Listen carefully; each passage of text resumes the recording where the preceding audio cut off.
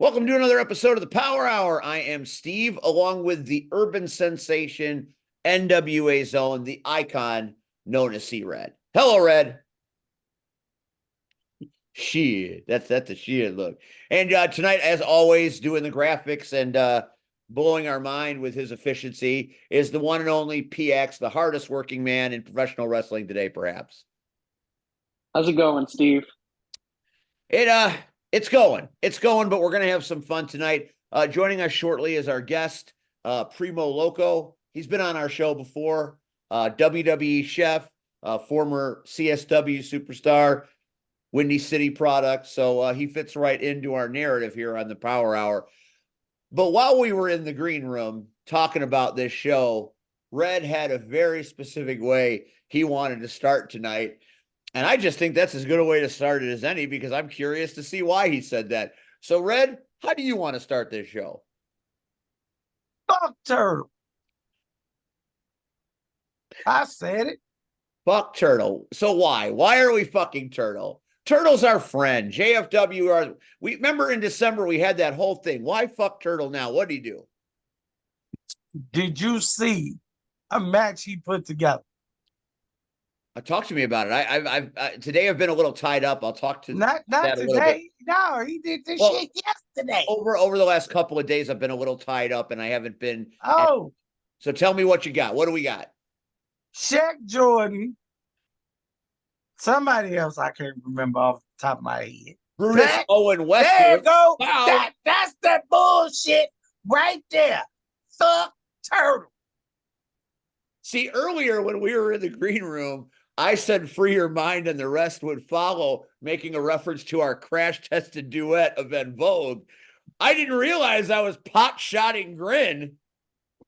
So Grin's back in Rockin' Pro, huh?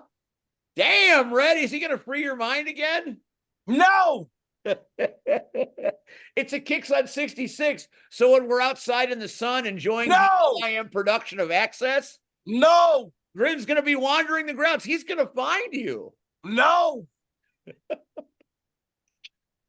Well, that's a great match. Turtle made that people will want to see that match. That's bringing in seats, man. Thank you for the gate, Turtle. No. Tell me what's wrong with that match. You know what's wrong with that match. You have this irrational fear of Grin. Grin is good. We love Grin. I don't need my mind freed, Steve. I would be more afraid of Bow than I would Grin. Grin's our friend. Bow, on the other hand, dances to whatever beat, his group wants to dance to. Nah. So you're mad at Turtle. Damn right. Fuck Turtle. So what are you gonna do? Are you gonna protest this situation, or what is gonna happen? I might become undeniable. Oh, no. We don't say the U word. I still think the undeniable are responsible for Professor Blackburn's bullshit. I'm going to get that guy. That guy's going to get got by yours truly. If he's back this month in the finale, I am going to tear his ass to shreds. He is You've seen Major League, right? Of course. Charlie Sheen, Tom Berenger.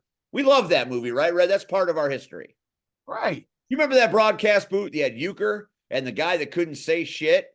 And when he wouldn't do well, Euchre would turn and say, "Dynamite drop in, Donnie. Those broadcasting schools are really paying off."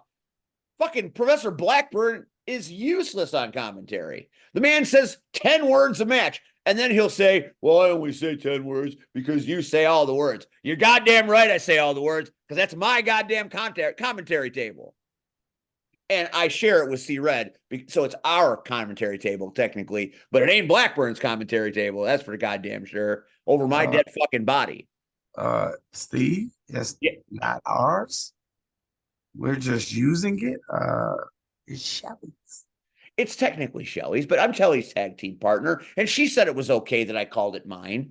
She understands my pride in Rocket Pro. This is fully sanctioned by the people who run this place. They're happy that I think it's mine because they think I do a good fucking job. Not everybody does, but they do. Did you see who we get to share the table with every month? Tell me who. Did you see the pictures that Bill posted? I did not.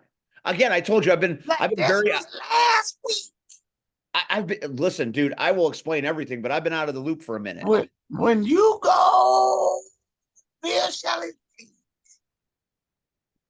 I'm gonna go look. I'm gonna go look right now. So you got to figure to fill this dead air because I got to get up to speed on this. It's not dead air. Loving you is easy. And why'd you choose that song? I don't know. It's just You should have gone something like this: Ebony and Ivory. Oh Lord. Anywho, Now you want to say what you want. Need. Okay. Karaoke time on the Bow Wows. But don't leave me with no direction. I said it was over. It's never over. So as Steve is I'm looking at this. I don't see anybody. I see Shelly was a Blaze girl. Very nice. That's what I'm talking about. Oh, well, I mean, Shelly is the matriarch. She's the CEO. She's in charge of all the shit. Dude. Woo. She puts me in charge of the table because she's always off doing Shelly shit. Shelly knows business. Yeah, she does. She's never, she's when she's on commentary, that's her rest period. Because when she's not on commentary, she's flying around like a 747. Always busy, that girl. It's my tag team partner, though, and I let her down. Oh, yeah. Oh, hell yeah. Hax, you got to send that shit to me. I want that shit.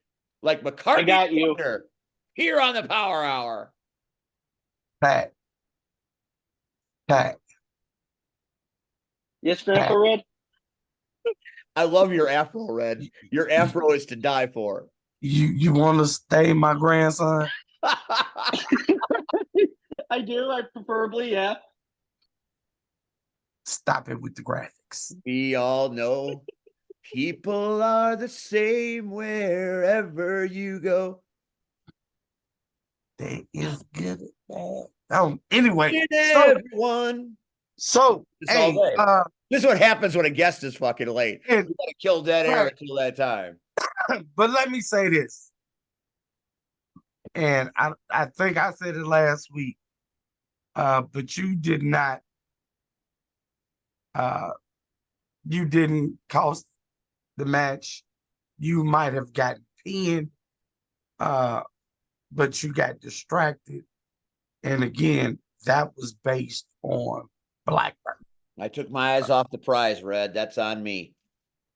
But nobody, and you brought up so it was talked about last week because you brought up a good point. How did the video get played? Yeah, I know. Who played the video? Unless Turtle turned on me, which I have no reason to believe at the moment, had to be Damian Saint. Had to be. So, but once the video did get played, of course you were going to be distracted. We all were distracted. Me and Michael Allen were at the commentary table trying to figure out why is there a video playing right now of Blackbird? I'll tell you right now, I think Blackbird should be replaced by Michael Allen. Michael Allen made us great. We're always great. Michael Allen just made us better. All those, I second that motion. All those. Wait a minute, you second that emotion. See what I started tonight. People, I apologize. I didn't mean to start all this. I'm sorry. I love y'all. The 2 or 3, 4 of y'all that watch this. I'm sorry. Yeah, I'm really all four sorry. people that watch us weekly, we thank you. We thank you. We love you. But I'm sorry. I Yeah. didn't want him to start singing.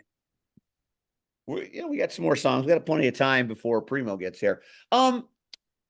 Let's talk a little bit about the weekend that was in professional wrestling. Yeah, mister. I got to bump shoulders with Will Offspring. Let's talk a little bit about that. Look, Hey, that had to be for the fans. So let me remove the curtain a little bit. pull it back. I'm sure that you guys walked in the building. I know you. You know, you come in and you're coming from work. You got your suit, you know, you got your pad, you're ready to go to work. Yep. Find out, you know, anything we need to know tonight. And there's EC3 and Will Offspring And Kyle Fletcher. and Kyle Fletcher. Let's not forget about Kyle. First of all, with all the wrestling work that I do, I basically live and breathe wrestling.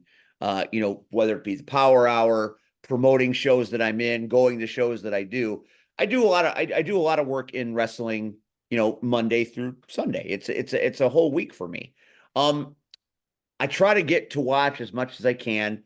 Try to watch Raw, try to watch SmackDown, try to watch Dynamite. I don't get to watch it as much as I'd like. Whenever Sky wrestles, I try to watch the show that she's on because I just am so geeked that she's doing well. And certainly we find out that Sky's dating Kyle Fletcher, so I've been watching him a little bit now. Dude, that guy is phenomenal. Now, I know I'm just waking up to the fact that Kyle Fletcher is a great athlete, great wrestler, and a very cool person, but the world knows that much better than I. This was my first experience seeing him live, and goddamn, like they said in Coming to America, that boy good. So I'm just saying, as much as you love EC3 and Will Ospreay, and we do, don't sleep on Kyle Fletcher. That dude was doing some shit. But And how did you feel walking in, seeing these people? So here's the thing. I get there and I'm walking in and there's a buzz. And I pick up on it right away. It's usually there usually is at least a decent buzz in the air on a Friday night. There was something a little different. I couldn't put my finger on it. So I get in the back and I start talking to people. I don't see our special guests right off the bat. I see Hades and he's like, Steve, there's some changes that I want to talk to you about. So he clued me in on what was happening. And obviously, these are unannounced things. These are surprise things. Part of it was setting up next month. Part of it was just, great athletes working on the fly. And, I could sit here and do what JFW does and give you all the results and tell you and walk you through all the matches of CSW. And, it was a great show from start to finish. Lycan and Warhorse is everything you would think it would be by two of the best that lace up boots in this business. Did not call it. You did. They did some crazy shit. And, Warhorse is the new CSW champion. The 6-man match with Gringo Loco, Axel Rico, and Quintero versus the Brass. Everything you thought it would be. From the pre-show with Lily versus Miller all the way through the main, it was even if they weren't there, it was a fantastic show. The fans were on cloud 9. But when Sky Blue came out and said, Miss is not here tonight, so I'm issuing an open challenge to the locker room. And when Kyle Fletcher's music hit and he walked through that curtain, people literally shit themselves. It's pretty readily known that those two are dating. So while we're on commentary calling this match, I'm saying, are we watching domestic violence here being played out before our very eyes? I mean, is this how they air their grievances in their relationship? Hey, I did it with Diamond. But and you know what could have been an exhibition match, what could have been dance around the ring, do a few things here and there. Fletcher and Sky Blue worked. They worked. There were no shits given, no shits taken. It was open warfare between those two. He had Sky in an inverted, waiting for an inverted, upside down, like for a way go for a suplex, walking around that ring for a count of 60, and then dropped her on her head. They were up on the top rope, and he did a pile driver maneuver where her head bounced off the turnbuckle going down. So it was just one of those matches where they were all in, no pun intended. And it was, people were on the edge of their seat. It was a 12-16. It wasn't a 5 to 8 minute special attraction match. This was a legit match, and they legit fought. And he legit whooped her ass. I mean, she got some shit in, but at the end, it was Kyle Fletcher being Kyle Fletcher, and he did not lose his title. So let me say this. I know they were in town for Saturday night. Heading into Sunday's pay-per-view, I acknowledge Swerve Strickland. I acknowledge the tribal liaison. I got a nervous Swerve.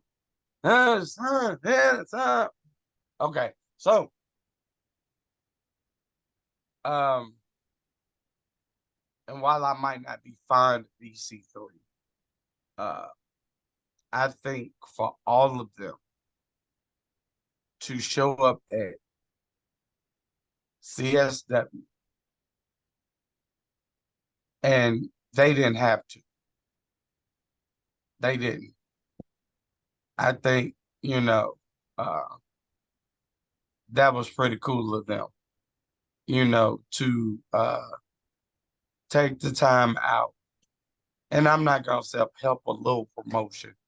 CSW has been around for years. Matter of fact, Gringo, not Gringo. Primo? Primo, thank you. Brain stuff. Primo posted an old picture today of God, I can't remember when Marche was the champ. Elite Pain. They weren't even Elite Pain at that point. They were just Anthony and Pain. Like it was pretty old. It was pretty bad, but it was a good flyer for back then. So CSW has been around for years. I love CSW. But for these guys, let's be honest. If Missa wasn't gonna make it, Sky could have said, "Well, hey, I'm gonna take the night off." We got Saturday night, and then we got Sunday. I could use the rest. I got some other stories to tell you about what happened that are going to blow your mind. That are going to, if you don't, go ahead. If you don't love these people, you will. So the match is set. Sky comes out. Kyle answers the challenge. Kyle says, "But wait, referee, you're take the night off. I've got my own ref." And then fucking Will Ospreay, who is arguably the greatest wrestler in the sport right now. He is the top of the heap. He is one. He's one of them, yes. And despite what some people might say, that dude grinds like a motherfucker. So I don't know what all that shit is about. I don't even care. But what I can tell you is when Osprey got announced, or he didn't get announced, when his music hit and he came through those curtains, if you watch the videos that were taken by the fans, this dude was smiling ear to ear. He didn't have to be here. He's hanging out with his people. He's like, oh, you're going up to do this? Well, let me come too. That's basically what it was. Hey, Kyle, what are you doing this weekend while we're in Chicago? Well, I'm going to watch Sky do this. Oh, can I come? That's how it happens. That's how they were there. They were just going to be backstage while Sky did her shit. And then when the situation changed, they stepped up for no other reason. Well, we're here. Let's do it. Bring your gear with you everywhere you go. And they did. I laughed when I saw this picture because I was thinking, who had a referee shirt enough to fit Will Ospreay? And Because the boy is jacked. he is jacked. He is jacked. So, Red, I'm going to tell you, I've been commentating and doing indie wrestling for 11 years now. And I have gone to my fair share of WWE. Before it was AEW, I saw the All In at the Odeon complex. You know, I've seen plenty of wrestling live. When Osprey came through that curtain, the building shook. My chest was vibrating. I haven't felt a pop like that since I was in the 9th row at Monday Night Raw decades ago when Hogan and The Rock went face to face in the ring for the first time, and the crowd was split, half of them chanting Hogan, half of them chanting Rock, and they were trying to outdo each other. And it was like a jet engine at the Allstate Arena that night. This was exactly the same sensation that I had. This is the second time in my life that I felt the pop heard around the world. When Osprey came out, that CSW crowd, even though they number in the hundreds, not the thousands, the energy in that building at that moment was legendary. It was unbelievable. And Fletcher and Sky, to their credit, gave those fans everything they could ever want and more. And when Osprey at the end of the match, Osprey kisses Sky, you know, very chivalrous. And then as they're walking out, he also kisses Osprey on the lips.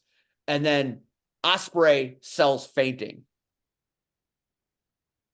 It was just so good from start to finish that it was amazing. And then after the show was over, obviously CSW wanting to pay the talent, especially for Kyle and Will to step up like they did. They wanted to give them some money. They didn't take the money. You know, Axel Rico runs that dog thing, right? That canine rescue unit. They donated what CSW was going to pay them to Axel Rico's charitable project. We don't need to be paid for this. We do it because we love it. That is some epic motherfucking shit. So if you don't like the Sky Blues and the Will Ospreys and the Kyle Fletchers of the world, you can fuck all the way off. Because those are 3 people that fucking get being a human being. the best part before we introduce our guest, I wonder what was going through the bartender's brains at that moment, because they've been there so long. You know what I'm saying? And they're in the bag, and they're serving, you know, cocktails and beverages to whoever's back there, you know, and usually while the show is going on, it's a very light crowd, you know, maybe 1 or 2 people, you know, and I'm sure they were like, what the hell is going on? And you know, it's 2 older gentlemen, and I'm sure they were wondering what the hell is going on out there right now. was like the fucking building got hit by a nuclear bomb. And now everybody's talking about the night that Kyle Fletcher and Will Ospreay came to CSW. We were on fucking Fightful. We were here, there, and everywhere. Dude, CSW has I'm not gonna say solidified because again, I have my personal opinion about the Chicago scene, but I will say CSW now has a Did dog Primo in this just fight. enter a black hole? Because I Right, can't. like he was there and then he disappeared. Like, He's a magician now as well as a chef. Oh, can you see me? You cannot see me. How do I do I can't. this? You are a black void What am I right doing? now, my friend. All right. you were there and You need to now turn you're your gone. camera back on or do some shit. But anyway, there now I can see you. There Man, you go. okay. So Forgive me. I'm always pressing buttons and stuff. but you look good doing it. That's the important thing. We're going to get to our special guest Primo in a moment. Let me just wrap this up. Take it. So I'll take your time. I love hearing this. CSW has been rolling lately. And now with this, especially when this show gets put up on IWTV and people start to see this match. When people see what Kyle and Sky did, the kind of match they had, it's going to go viral. There's no way it's not going to go viral because nobody is going to see this match coming. If you weren't there, you don't fucking know. They went at it like it was fucking WrestleMania. That's why you got to respect these people. They didn't have to. It was a special attraction. Match wasn't even supposed to happen. Oh, but it did. Oh, but it did. And I'll tell you what, I was talking last month about Heather Reckless and Ringo Loco. This is right in that same range. These two people went at it with reckless abandon. And we were like, fuck, is this real? What the fuck is happening here? We're on commentary shitting ourselves. So I don't know if commentary is going to be any good during this match because we're all marking out and we can't believe that they're beating the shit out of each other like this. I'm like, they're together. What the fuck is happening here? Hey, sometimes We're right there. We're the fans too. We're just the voices of the fans. We're projecting what the fans are feeling, and we couldn't see shit because everybody was standing up. So it was a hot mess on commentary for that match. But my God, when Will Ospreay I'll never forget that sound, boy. That was a sound of some happy fucking people that were legit surprised. Remember in wrestling, back before the internet, back before the dirt sheets, you could be surprised in wrestling. Scott Hall shows up on WCW. We were fucking surprised. Nobody saw that shit coming. That's what made it so good. Nobody saw this shit coming because we kept it when they told us what the angle was. We kept it quiet. We didn't want anybody to know, and it went off without a hitch. Yeah, but it happened that day, you know. Right. Easily one of the best matches that CSW has had. There's a reason why these two people are doing what they're doing at the highest of levels. But Ospreay, at one point on commentary, we kind of thought Ospreay was favoring Kyle. And I actually might have been caught saying he might be the greatest wrestler on the planet, but he sucks as a ref. So I feel like those words are going to come back to bite me at some point when it goes viral, and it will. Steve versus Will. Yeah, no, ain't now I'm tapping now. It ain't even happening. I'm tapping.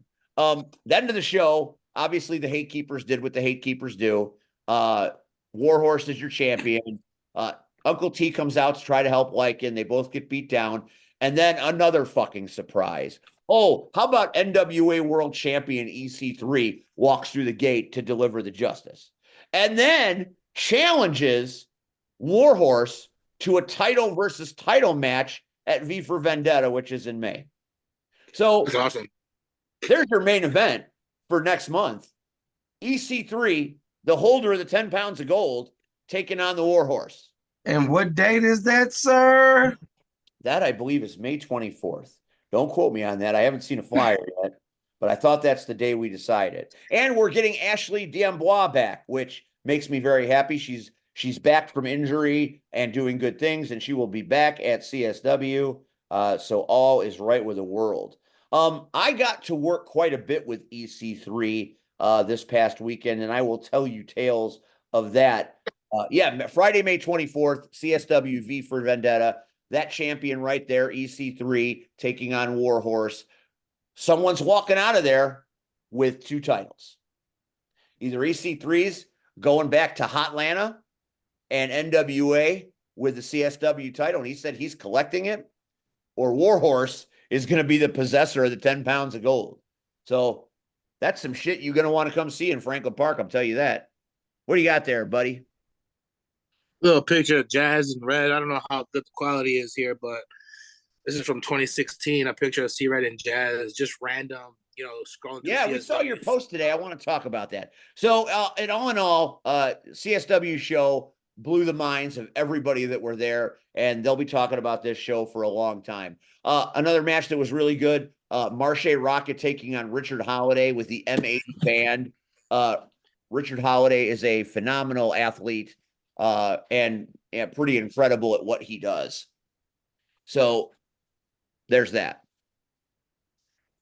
So that's how it ends. And now we've gone through that. Now that he's finally arrived after being stuck in traffic. I apologize. How are you? I'm getting hugged. I know there's traffic was A lot of horrible love here for in the everybody air. today. A lot of love here and there. A lot of love here on the Power Hour. That's Rion Skills, the real deal. The tribal liaison. He's here.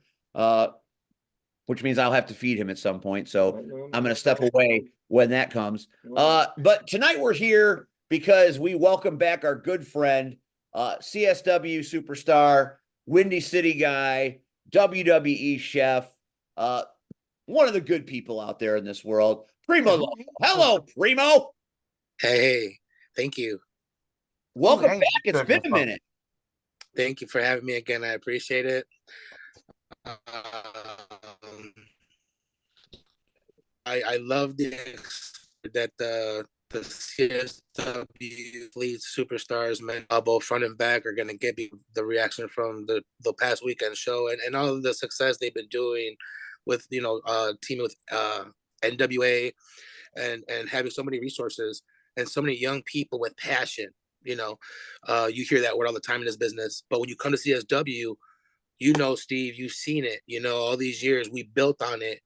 All these years, everyone just keeps coming back, and I showed these really cool old school flyers, and it's the CSW, and I just like to. I love that I've been around so many great people. C-Red, one of them, one of my favorites.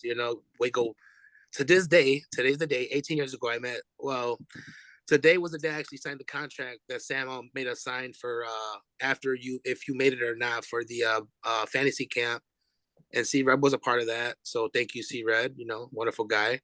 Love you. I hope you're well. Love you. And CSW, man, wow, just great, and again, the exposure, the camaraderie, and I like to always, like I said before, it's a universal thing. Once you get in and you can't get out, you see people, familiar faces in all these different locker rooms. But I always like to think, like, for us Midwest guys, CSW is the mainstay, and we always come together, and it's there.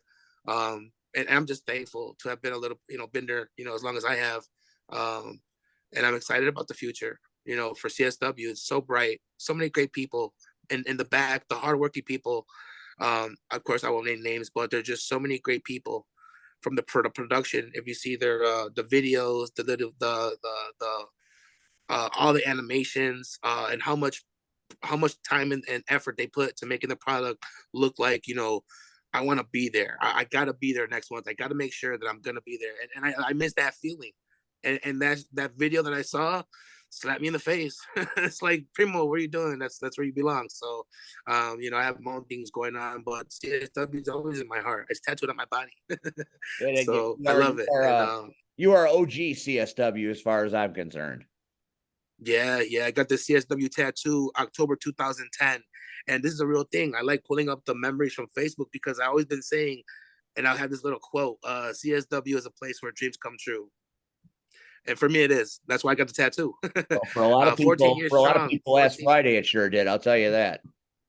Yeah, and that's what I love about it. Now, on a personal, I can have my personal opinion, but when I see the fans are happy, and I see just the buzz that it got, like they're doing great. Like it how I feel is irrelevant. I love everything that's going on, and that's all I can say about it because it's just amazing to see everyone, and not just in CSW, but then you watch like AEW or Impact, or I've been in WWE for quite some time, and I love when I go. One of my favorite things now that when I go back there to go when I get to work is I'm looking forward to see what extras are going to be there, who's here, and I've seen everyone back there: Marche, Doug Simmons, Isaiah's, everyone. I've seen them all back there, and it's so cool to see them back there because again, we come from the same place when it comes to wrestling. Whether it be Windy City, the beginning of CSW.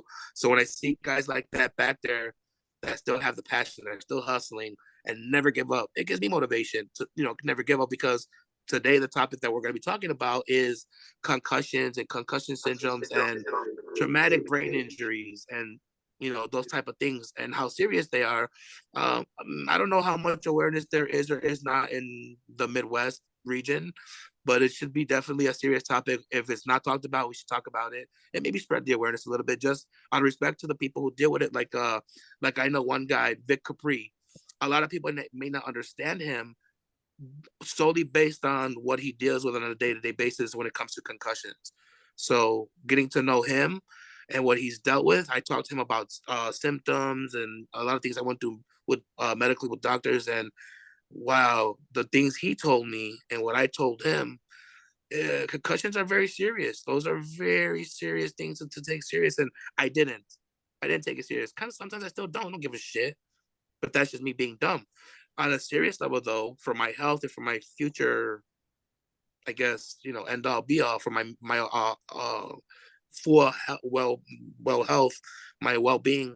I should have took it serious, but I do now, and I'm willing to even make a little bit like share awareness because maybe other people can relate because those things when you have more head injuries, the more you have sometimes they get worse and it leads to other things like PTSD or whatever mental disorders that are out there, and everyone's different. That's another thing. Everybody's different. Like everyone's going to react to the medications or the therapies or whatever differently. So another thing I'm doing this for is because maybe someone knows something I don't and could point me in the direction for help, because I've dealt with workman's comp twice, head injuries regarding head injuries in the kitchen. And that's kind of funny. I've never had a head injury in wrestling. My head injuries outside of wrestling, but they're very serious. And choosing to wrestle didn't make it better. But again, those are my choices. And because I didn't know how serious these concussions can be and not doing the research as to finding out that there's no cure for these.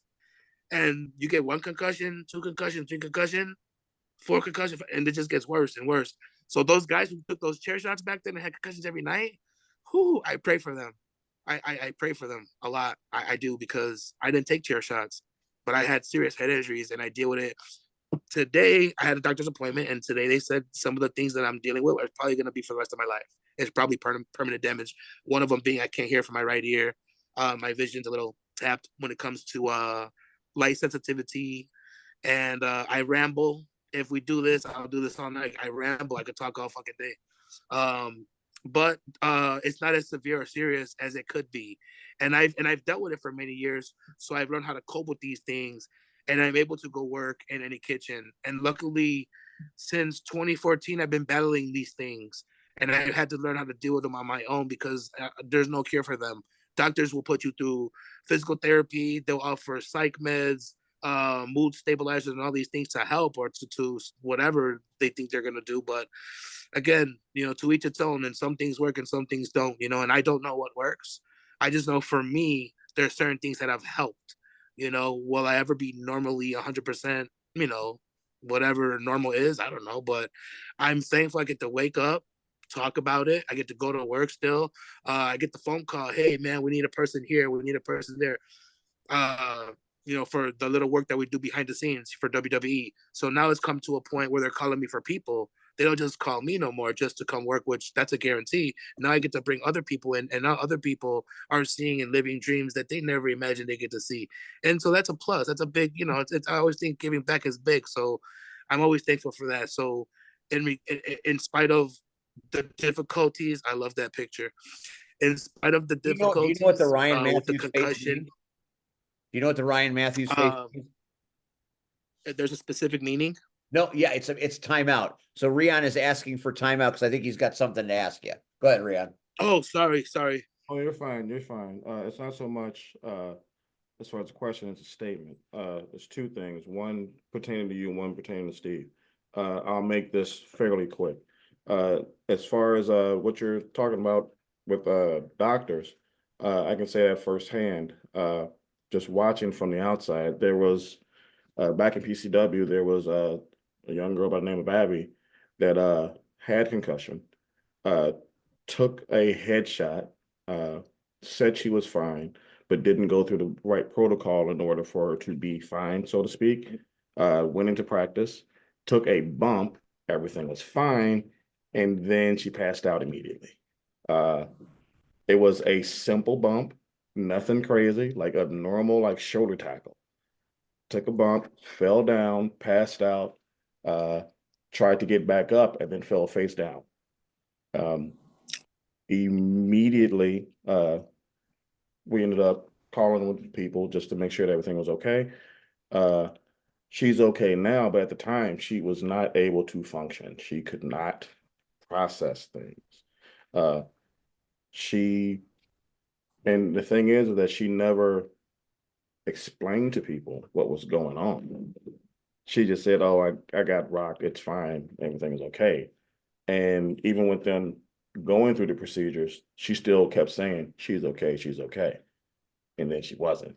So the fact that you're even able to do the things that you're doing just outside of the business, as well as just being here and speaking so fluently, because I can tell you just the idea of her speaking at that point in time was like her brain, it couldn't process things right away. She's better now, like 100%, but it's just like listening to you.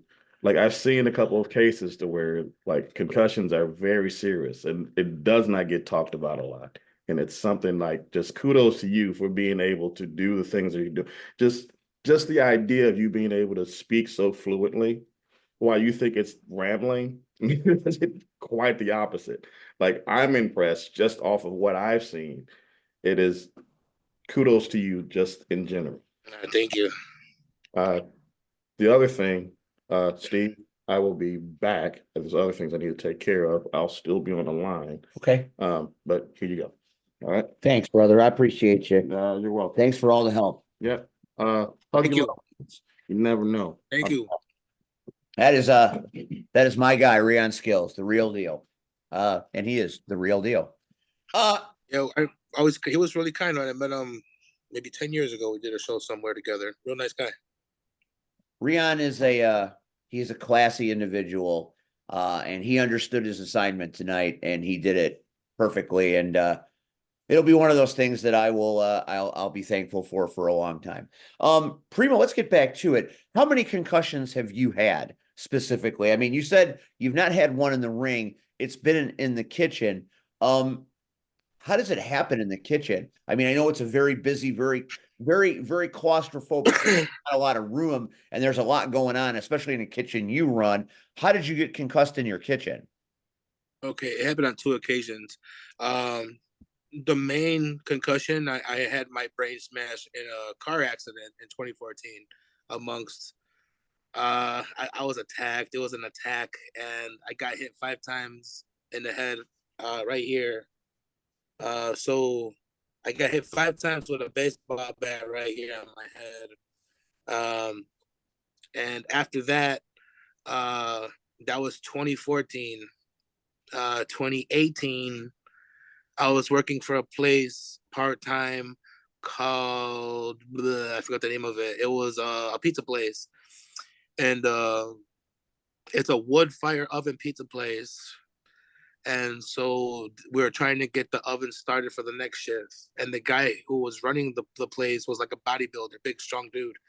and I was filling down. I was filling up a station like some I don't know. I was like I had ducked below, and then I had came up, and when I came up, he was cleaning the wood fire oven pizza with a a metal paddle, and the paddle it's like the ones you row the boat with, because you have to get the oven to 750 degrees, and so it's very hot, so it's a long metal paddle, and this guy he's going at it trying to get it hot, and he's playing with the coals, and I'm behind him. I said excuse me or whatever, and he was moving around, and when he came by me, he came so fast, and he just like jammed me right in the head with the edge of the metal pole.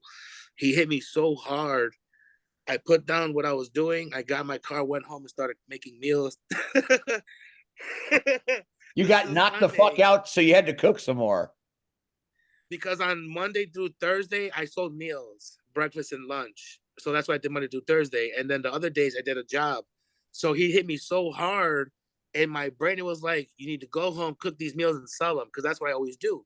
So I went home, I made a bunch of meals, and it was the most awkward day of my life. I got robbed that day. It was so crazy. The Maywood police shot somebody, and the reason why I know, because I went to the Maywood police to report these people who robbed me, and they wanted plates. And in the beginning, the end, I'm like, what the fuck did I even make plates for? I don't make plates on Sunday. Then I remembered, oh yeah, I got hit in the head at work. Then I had to call somebody. I had to call a lawyer and go to the doctor and all these things. And it was a mess. It was a whole mess. And there was a lot of protocol. What I mean by that is, so the second time was 2020, June 2022. So, COVID happened, and I'm a restaurant and a chef. There's no traveling, no catering, no graduations, no birthday parties, no barbecues, no nothing. So my life was completely turned upside down into dog shit. I even lost my WrestleMania opportunity, which would have been my first, and then we would have went. It's a long story, but anyways.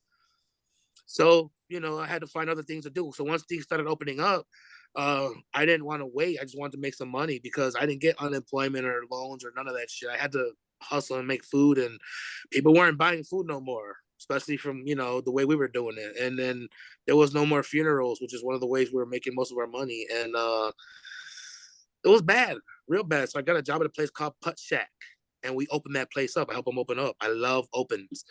I helped them open it up. It was a wonderful time. We started from the bottom up, and one day I come to work, and the kitchen dishwasher's like, "Hey, chef, something's wrong with the dishwasher." I said, "Okay." So I went to look at it. I opened it up, and a piece of metal flies out, bumps me right in my head. And when it did that, like, everything went foggy, like there was smoke everywhere, but it wasn't. It was just my vision. And then it re-affected and kind of like enhanced the symptoms I had never really got cured from or got help for, which, like, the hearing and whatever, irritability, that the emotional stuff. And I hate to say it, but I see it in TV a lot, like the crying stuff. I'm not gonna be fun. This is not even funny. This is so serious. I'll be watching a movie, anything in the world, I could be watching anything, and I'll start crying like a baby. And so it's hard for me to go outside. It's hard for me to do anything, because the irritability, um, uh, for a long time in 2014 when this happened, I know it's a lot, and I know it's a lot of information, but it was hard to come outside. And I had to go when I went in my bathroom to take a shower. The PTSD and all these things, your mind playing tricks on you, whatever. It was so bad that I would have to turn the lights off to see if I see any shadows on the outside of my door, because I always thought someone was on the outside of the door waiting for me. I don't know why. I just, it's just how it was. Like, I was so paranoid for so long.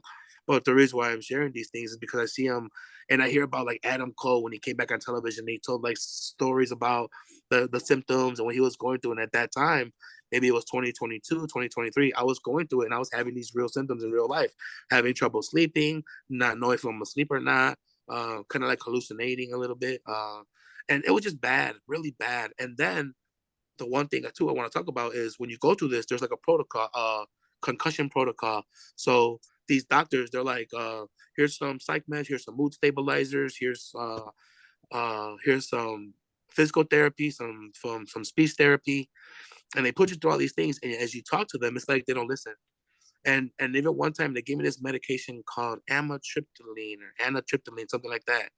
And whew, that was horrible. extremely the devil. I don't know how to explain it. A horrible, worst, very bad experience. And it kept advising me to take it, and I'm taking it and taking it. And the more they tell me to take it, the more I take, the more I take, the more I take.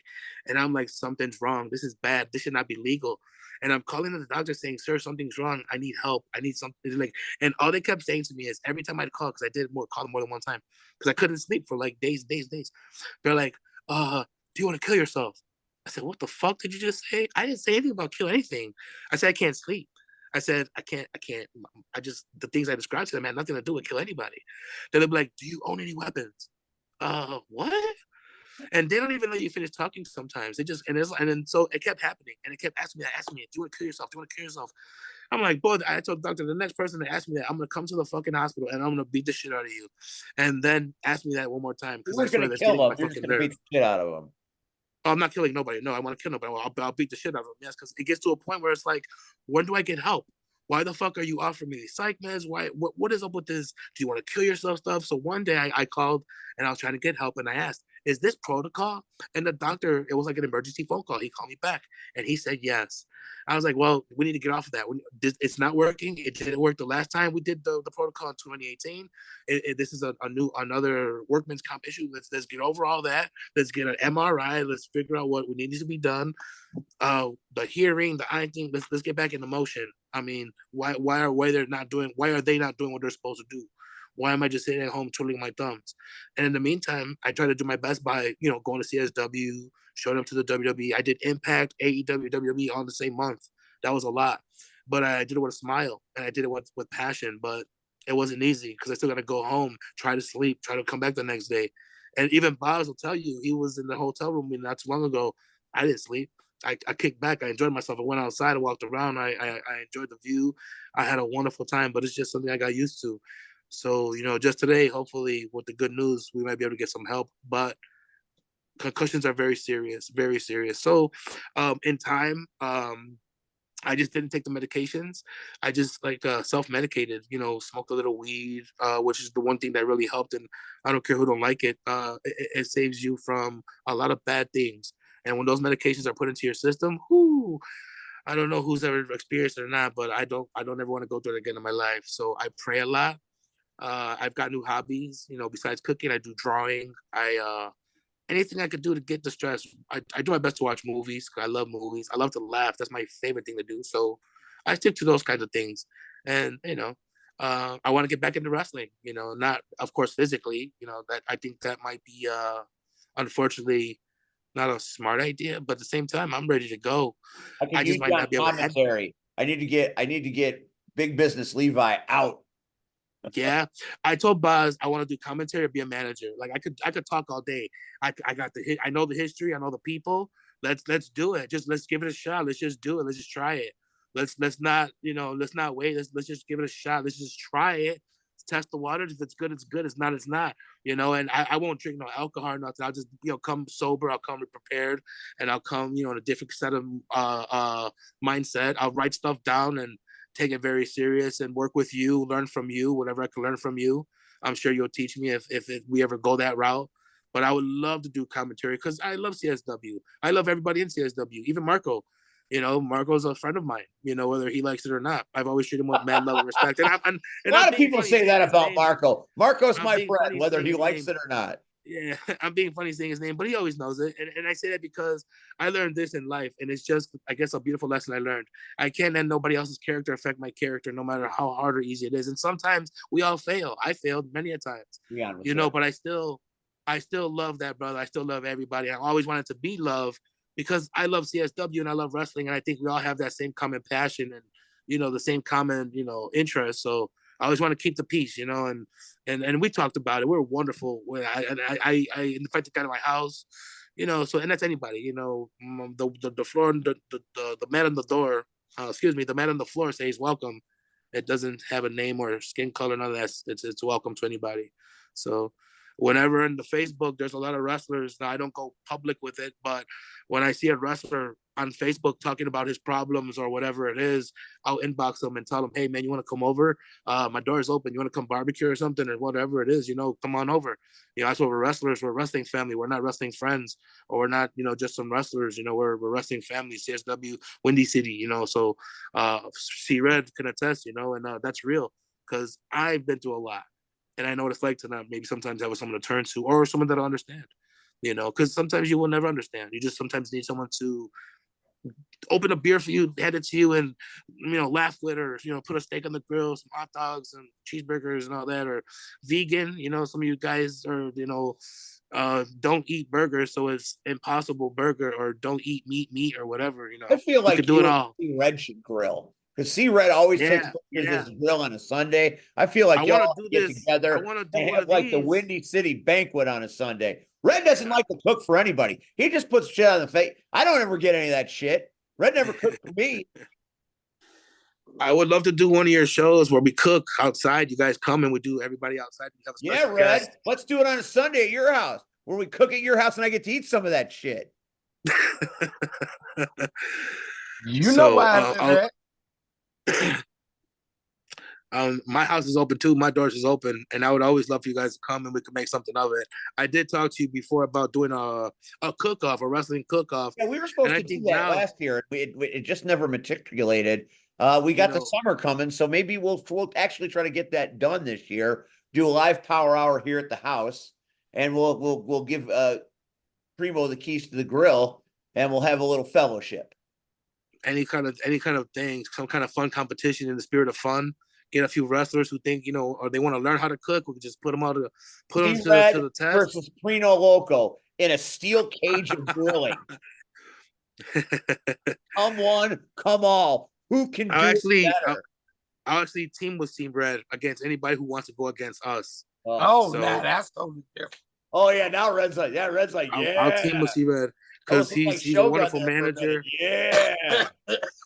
and we have so much to talk about, and I'd love just to get the C Red out of him and just hear him talk, because C Red has a lot of good things to talk about. So all right, let's let C Red talk. C Red, you've heard a lot from Primo about concussions, and I know you have opinions on everything. What do you think about what this man just said? Because that was very vulnerable. I mean, he put himself out there. These are real problems. This is, we like to have fun here on the show, but this is real stuff. This is really stuff that plagues so many people, that drives people sometimes to suicide. It drives people sometimes to violence. So this is no joking matter. And I know, Red, you have been through some shit. So what did you take away? First of all, Primo came out the gate with this, so I commend him for that.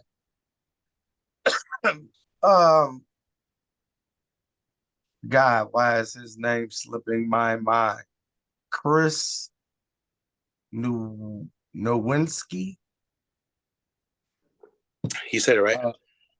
Yeah. So Christopher Nowinski, the guy from Harvard that wrestled in WWE.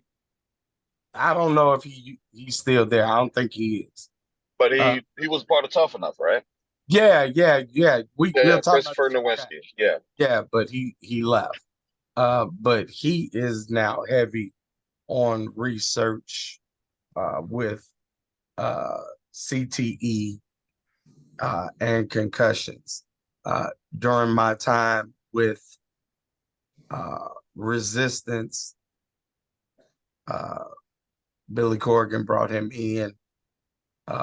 He was going to be our advisor as far as that. Then things happened. It's very serious. I have suffered concussions. They are horrible. When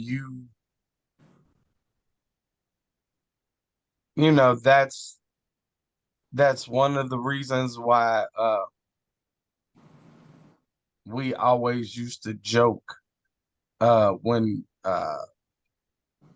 me, Willie Jazz, Shay be on the road, and on the card, it's a death match, or especially during our time at IWA Mid South, and it's anything happens, it's Necro Butcher versus whoever, and we would sit there and be like, and people couldn't understand what this meant, and we would be like, not on our contract, because you could not understand how some of these guys, and now guys and gals, put their brain through this traumatic experience. We all are taking that risk just stepping in the ropes. And I don't think people really grasp that concept. That even you, Steve, you just did Rocket Pro. Right. Anybody that ever steps inside that ring is putting everything on the line.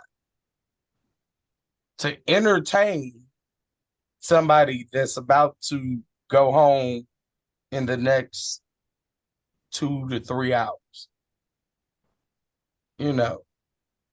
for your 15 to 20, $25, we're putting our lives in somebody else's hands.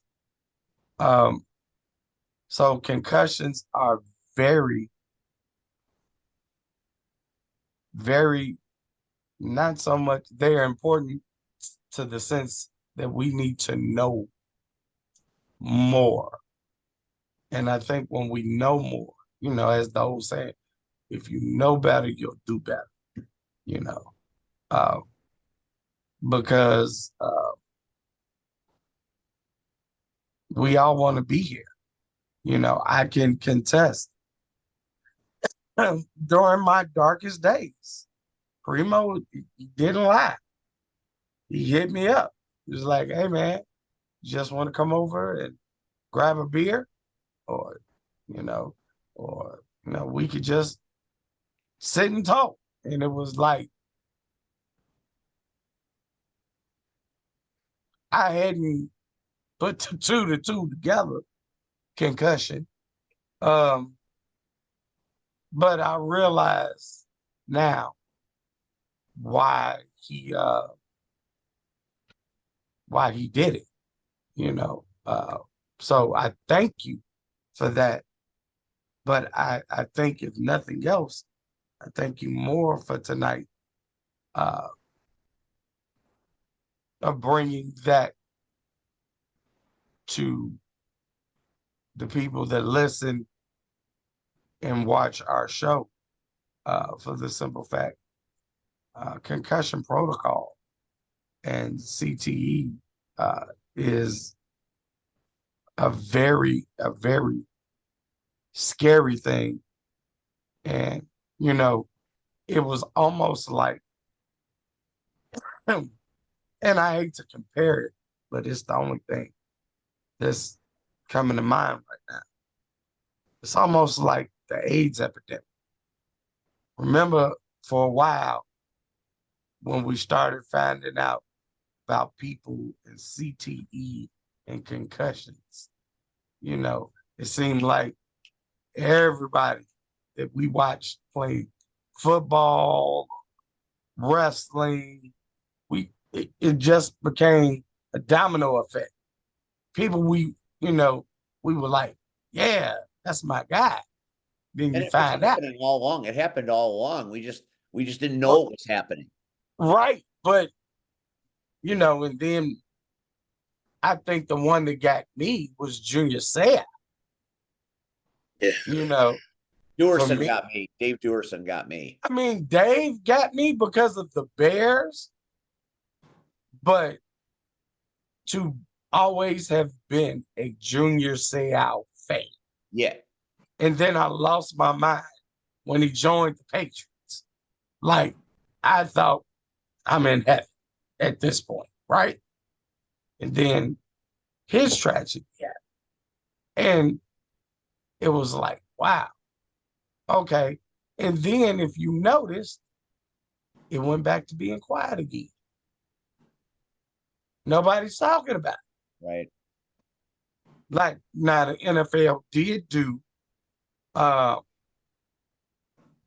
like they made the helmets with more padding on the inside to Plus, protect they got people watching the entire right. game in many different ways to make sure people don't exhibit symptoms. So, we're getting it together. And while you were talking, Red, of course, our favorite knockout, Cactus Rack, joined the crew. And I'd be very interested to hear, Cactus, we're talking about concussions and CTE and traumatic brain injuries with Primo Loko, our guest. Has that been something in roller derby that has been something you've dealt with, or because you're wearing the helmets, have you been protected from it? What say you of this? No, actually, helmets do not really protect you from it, and I have had a pretty traumatic concussion that changed my life completely, like right before COVID, like literally like a month or two before COVID, where I went blind and for a period of time, and it took me a really, really long time to come back from it. And concussions are common in roller derby. You can get one just from getting, jostled about a little bit too hard, and it's pretty terrifying. It changes your whole life. I mean, even the little ones, they start to add up after a while, and then the little ones aren't so little anymore. So I've noticed that, like with symptoms, I've dealt with them, and then like when you feel like you're getting better, right now, this is just from experience. At one point, I felt like I was getting better. Then when I had another head injury, all the old symptoms came back, but they're more in the hands. Like for example, the crying stuff, the emotional stuff. I didn't have that problem, And I listened to Chris Jericho talking about headshots, taking chair shots, and back then, and even sometimes now, and even us as guys, you want to be tough, you want to tough it out, like and that's what I did in many ways, and maybe it wasn't so smart, or I wouldn't say smart. I just maybe it just didn't help, But I don't regret it, but I definitely wish I could hear sometimes, because when you're in the kitchen and you're on the line and someone and you got all these things going on and someone asks for something, and it's not the hearing, it's like the brain, it's like it just crashes, and then just like, and then you got to restart, you got to reset. It's rough. It's really hard working in kitchens, not in catering, but when you're doing it in the kitchen, like taking orders. So I couldn't do nothing like that. Catering, no problem. No one's telling me nothing. I know what I'm doing, and I cook and I set up, and I've been so thankful. I am so thankful, because don't get me wrong. Even though I get to work and do all these amazing things, which I am so thankful for, I have to push through. I feel like I have no choice, because if I don't push through, then there is no opportunities. And who doesn't want to be there for those opportunities when you call? Because in our world, you have to answer your phone when they call. You don't answer your phone, they're not going to call you no more. That's the rule. So when they call, I go. And now my phone's ringing more. So in time, I've learned how to cope with the not hearing, and maybe being more vocal about telling people I apologize, but I can't hear my right ear or whatever. I don't go into too much detail as an explanation as why. I don't talk about concussions much, but it's real. It's very real. And when I see guys like, I'll bring up Daniel Bryan real quick, and I don't want to talk too much more, because again, I'll ramble all day. I see him taking headshots, and one thing I know is the WWE has real strict concussion protocol. So before he left, the owner of the company asked Daniel Bryan at the time. He said, "What can I do to get you to stay?" And he said, I want to do more, be more physical, and he wants more color, which we know what that is, more headshots. And the owner at the time said, "No, I can't do that for you." So then he moved on and didn't and left WWE, and he went to a company where they allow those things, headshots and more physical, which as a fan, I love the matches. I'm not gonna lie, I think they're great. But with somebody who deals with what I deal with, and with how real it's gotten over the past couple of years, I feel bad that they allow that. They allow him to wrestle. I feel real bad that they're allowing that at all, because you could, and some people like Vic Capri, him too, you could see it in their eyes. you could see the concussion in their eyes. They're so concussed. And like the young lady said, those little concussions, they build up. And in time, it just gets worse. And that's why uh, it's rough. It is so rough. And I'm glad we get the opportunity to, maybe speak on this and hopefully spread the awareness. Um, I'm also gonna hopefully reach out to other people to listen because maybe someone could give us some input too on what helps, because that's the main thing. I always looking for more help because I have trouble sleeping. I And know there's I a know lot I of questions jumped in relatively late, but I don't know. Have you tried acupuncture? Because someone that I played derby with played on the bank track for a while. She says acupuncture has helped her a lot with her post-concussion syndrome. No, I have not. I would highly recommend giving it a shot. Okay. See, Acupuncture. you're getting your information straight away. Well, you said it's called acupuncture. Acupuncture. They do it at the Raby Institute, which is part of Northwestern. I know that.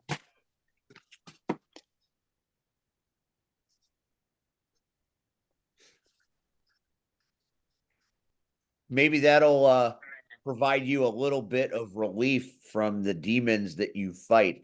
And I remember the last time you were here, you talked about some of the awful things that you have gone through and been through. So I kind of think you're superhero-esque, being able to overcome so many bad things that have happened and still be a very happy-go-lucky individual on the outside. Now, I know what's outside isn't always what inside, but boy, you always seem to have a smile on your face. Every time I see you at a show, there's always a hug and a hey Steve and a how you doing? And that means a lot because, you're just one of those guys that radiates goodness. And, I feel like every locker room deserves 10 of you because it would be a better place. I appreciate you guys so much. The experiences have been great. Um, I'm looking forward to coming back and being around the locker room again with the young people. I love seeing them and their passion and them asking questions. Lily, just so many great, young, talented, amazing people in and out of CSW. There's so many people who want to be wrestlers now. And we were taught the Windy City way, so we inherit that. So although I may not be able to have a run and have my match with Marco. Excuse me. Maybe I could teach people, whatever I can to motivate them, to help them, and be realistic with them because this wrestling is not for everybody. And I've seen it. I've seen so many people come and go. And like I said, today I mark my 18th year being a part of the wrestling business. 18 years. Long time. 18. Imagine that. 18 years. So this is the day. April. I have one hell of a testimony before those 18 years, but this has been an amazing 18 years. Amazing. And I really would love to have a show where we have some wrestlers involved and you guys come and barbecue and we talk it out and whatever subjects. I mean, although I have shared with some bad things that I've been through in those experiences, the reason why I'm happy-go-lucky because I'm alive, dude. And I'm a WWE chef and an AEW chef and an Impact Wrestling chef. That's a lot. And I can say that, and they show me so much love and respect, and I like to give it right back in so many ways. And I always say, food is the best peace offering. So I think hopefully, and I pray as long as I'm alive, I can still offer peace and good food and humor. I love to laugh. That's one thing I want to get back to is my wit. I feel like I lost it a little bit, and it's nothing that happened in any company or that anyone ever did to me. It's me. That's another reason why I don't have this show. Sometimes when we're going through our own things, people don't know, right? So someone might say something or do something to us without knowing that we're already going through hell on earth, and people are already wishing death on us. And do you want to kill yourself and all these things? So it's not a bad thing that people do certain things because they don't know, but they don't know the extent of what their words or actions can carry on to the next person and how detrimental it could be and how but it's this is for knowledge and it's for those purposes. But luckily I'm strong enough to be strong. Now I'm not as strong as I probably could be because I failed too here and there, but I handled a lot of situations better than I probably would have, and better probably than a lot of people who deal with what I deal with, you know, on that level, because we deal with anger issues. Your mood is always, you know, always up and down, up and down, up and down, up and down all day long. So I just learned how to deal with it, because maybe I've been dealing with it more than 10 years. I don't know, but I still love wrestling, you know, and I've been consistent with, you know, being passionate and coming through and just showing the locker room love, you know, the veterans, the here's and the nows. Now, you know, 18 years is a long time. So being around so long, I never say I'm anybody. You know, I appreciate someone called me a star a minute ago. I think it was Red. I don't know if it was you, Steve, but thank you. I appreciate that, because I like to say I earned those titles, just like I earned the title chef. You know, I went to culinary school for 3 years, you know, and I've been with WWE for 7 years, you know, I mean, so they could it's a have wonderful. anybody cook food, but they have you because you bring something that nobody else does. And Yeah. that can't be oversold here. You earned your place because what you do is good, and the people that work there are lucky to eat your cooking. Oh, you know, so all that bad stuff, negative stuff, it happens, right? Whatever, life. When I get to go to work and I'm and I'm walking into the hall and I come across Cody Rhodes a week before he's on the main event of WrestleMania. And I tell him, hey man, congratulations, bro. And you know, we pounded it. He's like, thanks, little man. Um, hello? I think my battery's gonna die. But anyways, being able to fist bump Cody Rhodes the week before WrestleMania, congratulate Paul Heyman and tell him thank you, and share with him I'm from Windy City, you know, and thank him and tell him how much he means to me. And you know, we were talking, and you know, he's on his phone, and when I mentioned Windy City, he put his phone down, he put his head up, and he talks to me like a gentleman. And I've got to bring my mom to WWE in Milwaukee. They called me and they needed a chef in Milwaukee, so I brought my mom with me, because they wanted somebody to help like do like little stuff. So I brought her with me, and they treated her like, oh man, I don't even know how to explain it, but that was probably one of the greatest things I ever went through in my whole life. And And your mom will I drew a never picture. forget it. I won't either. And I drew a picture for Cody Rhodes, and I sent it to my boss, because she's the one who keeps the coffee hot for Triple H and whoever else is around them. And so I sent her a picture, and she loved it. And just being able to have that connection with the WWE, the people who run that place, they love what we do. They thank us. They call us the stars. And I never see, like, I'm just happy to be there, happy to see, you know, I got to meet Wade Barrett. Uh, he's walking, and I look up to him, I said, I'm afraid I got some bad news. He's like, he goes, I'm afraid we got some bad weather. We got snowed in. So just being there, meeting everyone, and being familiarized all these years now, they're comfortable with me. And people say hi now, and they come say hello, how you doing? How's your family? It's just like I do with the CSW people. So I've been having this hospitality thing way before I started WWE. It started in Windy City, and it carried on into CSW. And in CSW, you know, this year I just celebrated being Santa Claus for 15 years, where I dress up as Santa Claus, I wrap up with the gifts, I buy the gifts, I pass them out to all my beautiful fans, and they love it.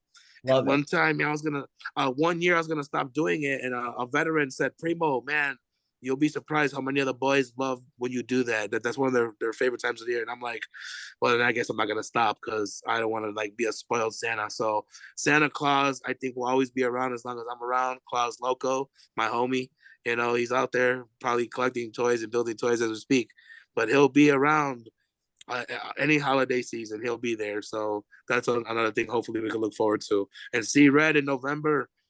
Come through CSW. We're gonna cook some food, pass out some gifts, and ho have a great time. I If wouldn't this mind. thing I wouldn't dies, mind. well, we gotta have a good time. But I think I got like a good 10 more minutes left. But we do gotta set something up where we could do one of your shows in a barbecue-esque setting. I'll pay for everything, food, everything, liquor, all that. And we'll have guests. Maybe we can see if we get a special guest. We'll work something out. But I think with our resources, we can make something happen and We have will a fun set that time. up. I'm gonna make a date right now. I'm gonna do this right now, and then we're gonna Okay, I start got my promoting pad it. right here with me. I'm gonna get this. I'm gonna look in the future of the Power Hour. Now we do Power Hour on Tuesday, so you got to do this on a Tuesday. On That's the cool with me. Let's see. On a Tuesday, got the club going up on a Tuesday. Let's tentatively schedule this for Tuesday, June 18th. I don't want to get it too close to Cactus Rack's birthday because we know she's a party animal and probably is partying for weeks after her birthday. Tuesday, June 18th sounds perfect. That is the biggest lie you ever told, Steven. Oh, I don't think it's the biggest lie I've You know ever. I'll be in bed by 8 o'clock on my birthday. So yeah, do whatever you could do. Oh, I at don't know the if you have to Power get a day Hour off, barbecue. call off, or whatever you gotta do. But I would love to set it up where my residence, where I stay at, and I'll set up a tables, chairs, equipment, everything. You come and it'll be a fun, extremely gifted time. Bring some guests, Red, Steve. Let's make this I happen. gotta get Red out of his house now. Red's gonna give I'll me help shit later. You can scoop them up. We'll scoop him up. All right, Red. Give this man the roses because he certainly earned them tonight. First of all, Primo, congratulations. Thank you. 15 years ago, I was there. I'm sure I wasn't handing you your contract. I'm sure that was Sam. But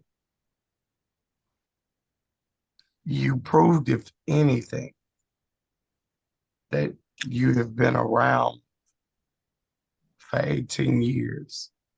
So you're a valuable asset. Tonight, you've shown you are a super asset. Because again, like I said earlier, you brought back to light a conversation that we really don't have that we should. And I appreciate that. I applaud you for that. You made yourself vulnerable to us and our audience. All 6 of them. It just went up. But more importantly, Primo, you know I love you. You are the epitome of a great guy. You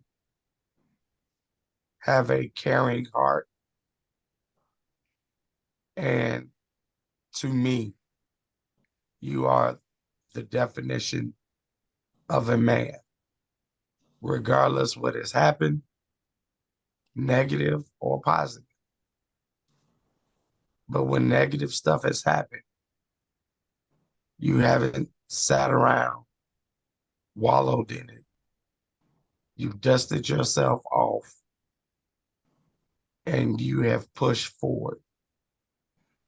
Nobody here can say, I cooked food. Triple H ate it. I ate food. I cooked food. And Brian Danielson ate it. Now, I offered him something, but he turned it down. That's a true story. So I did. We offered him Chinese food. He's the American dragon. He's not going to eat your Chinese food. Hey, we didn't know, but we didn't want to be rude. That's fair. So we offered. He said, no, have a book and some apples. I'm fine. We were like, okay. I'd have taken the dim sum young.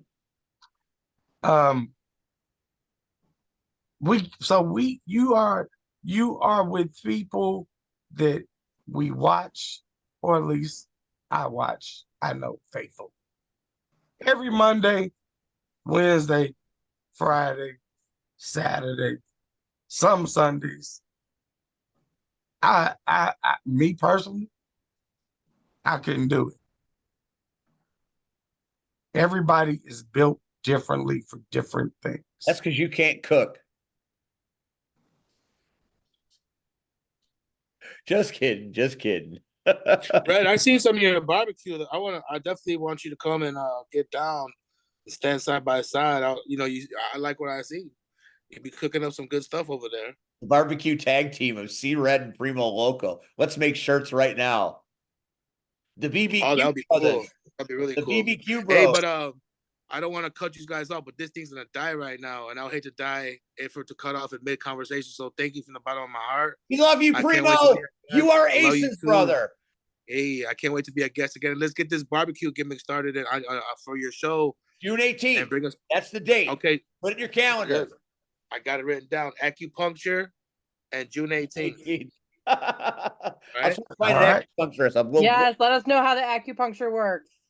I'm gonna try and see how I could get what I could do about trying it out. I appreciate it, and thank you so much to all the listeners.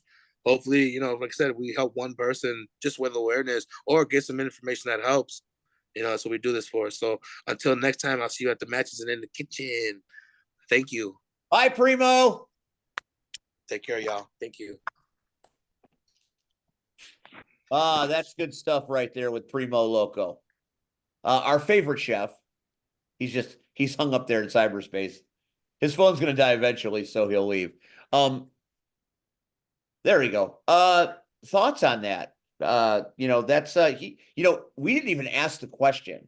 I mean, I knew he was going to talk about this, but I didn't even need to ask. He just went right in, and that was really, really personal stuff.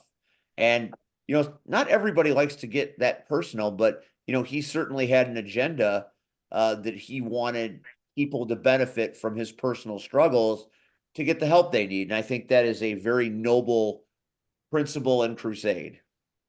Well, here's the thing. We all need help. Let's just be honest. Every now and again. The problem is our pride.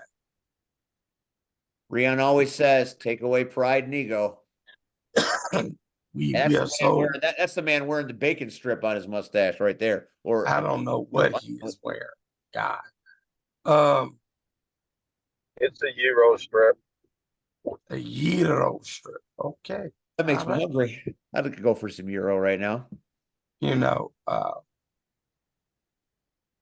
When we're too prideful to go get help, and then when help is offered, we're too prideful to accept help. So I think him coming on, and again, if one person thinks about their future or, how do I deal with this? I think we'll be better off. Pax, that is the wrong time to put up I can be your Euro baby.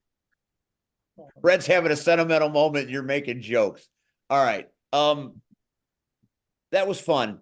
I know that Cactus is on borrowed time tonight because she's in a little discomfort. And we'll skip talking about the other things. Let's go right into the knockouts. I have been looking at the pictures for 2 days. I did not get a chance to see the knockouts live. I did not get a chance to call the knockouts live. It's always bittersweet for me because I know how fucking good it is. So Cactus, the floor is yours. Tell us about Cactus Rack's return and the big victory for Red. Is Rian on here? Rian, fight ref? Yes, Rian, I'm going to need your assistance because a phrase that funnily enough, I forgot about. So you know how I always say that I can't remember what's happening in a jam because I'm just fighting for my life? Yes. So the term for that, which I completely forgot, is jamnesia. And everybody who plays experiences jamnesia. So I had a fucking blast playing for the Rumblers on Saturday. It was maybe the best I've played ever. Maybe. I don't know. It was really good. So we played the Punk Rock Punishers, and like I said the last time I was on the show, Tiger Blood vodka means nothing on the track. Wow, yeah, You put a hurting on Euro Thrash and the Twisted Sisters. Means nothing on the track. And I think that was true.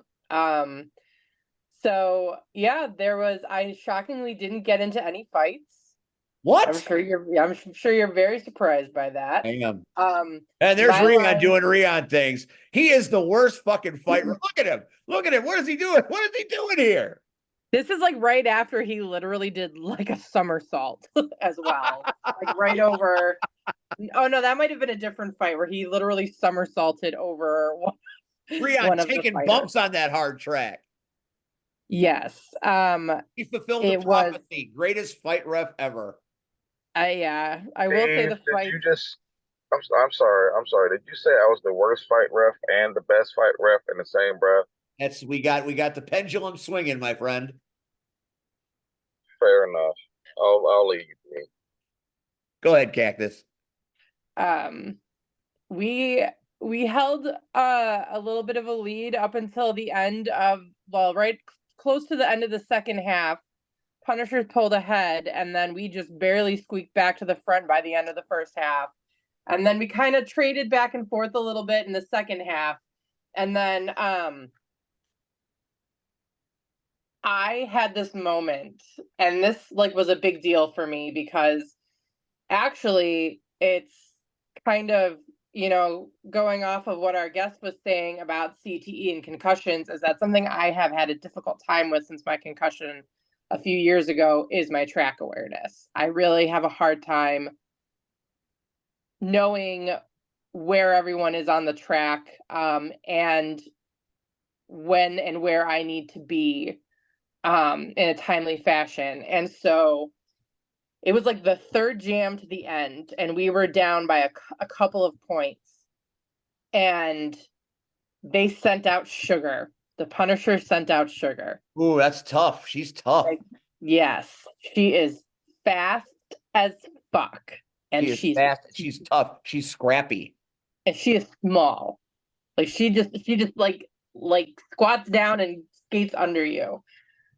And I knew that I had to stop her from passing me. I had to stop her from getting into the pack, because if she passed me and she got into the pack, she was going to get at the very least 4 points.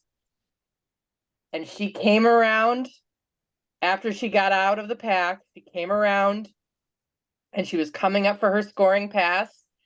And I just swung out in front of her and I held her there until they rang that bell. And maybe it was like 3 seconds. I don't know. All I know is I stopped Sugar from scoring any goddamn points. I sure the fuck did. I'm not taking claim for the win. It was a team effort to get the win, but I made damn sure that it didn't tie and it wasn't any harder than it needed to be to get that win. You were there in the moment when your team needed you most, and you took out the person that could have done the most damage. That makes you MVP. No. Well, I think agree to disagree. Agree to disagree. I'm going to jump in real quick if possible, just to clarify what she was speaking of. So this photo that I have here with Invader Zoom and Dia Beatdown, at one point during what Cactus was just describing, we were Zoom and Beatdown were trying to figure out why the score wasn't moving, because they thought that maybe they had like missed a couple of points. And there's like no one's scoring anything. This was right around the time that Cactus was able to stop Sugar Smacks. Yes. That was a thing. There was about 3 minutes where no one was scoring, but the moment that they tried to switch over, because the lineup change at this particular moment was Sugar versus Lucille Brawl. And that was the only time Sugar jammed the whole bout. Just give you context of that, because just so you get an idea, like it was a rough bout. They did what they needed to do. So kudos to everyone that was there. I am going to go back to being silent. My apologies. Only apologize for being silent. But yeah, it was a pretty amazing experience. It was an amazing bout. I just can't even put into words how good it felt afterwards to just know that I got out there and I did the damn thing. And like I really did the damn thing. So it was my line, I was on Juice's line, Lucille Brawls. I was so Juice was my jammer, and I was on a line with Ricky Ricochet, who's in my photo there. We were holding me in. I had many comments about how hard I am to move, which made me feel really good. Because the thing is, little half-ass physics lesson here. The reason why we pay so much attention to the in, which I'm sure anyone that's ever like run track or done go-karts knows, is that if you go on the inside, it's a shorter path. It doesn't take as much time and energy. So as long as we held the in, their jammer, I could open the door for my jammer, which there's another picture, but it's like I skated in chaps, and the picture of me opening the door for my jammer is just my bare ass, and I just didn't want that up here.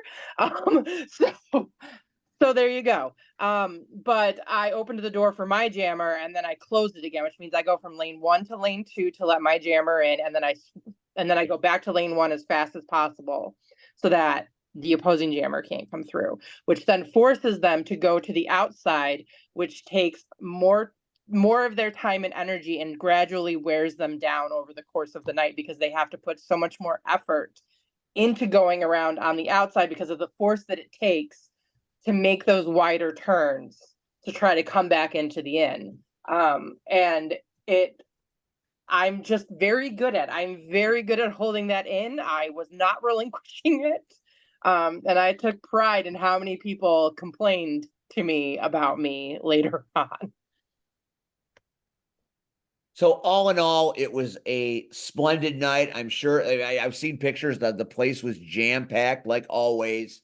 And that's it's a hell of a night. And you know, the photographers of the knockouts are top notch because after going through Greg and Bellissimo's pictures, I felt like I was there. It was that visceral, and you could see what was happening. We did miss you.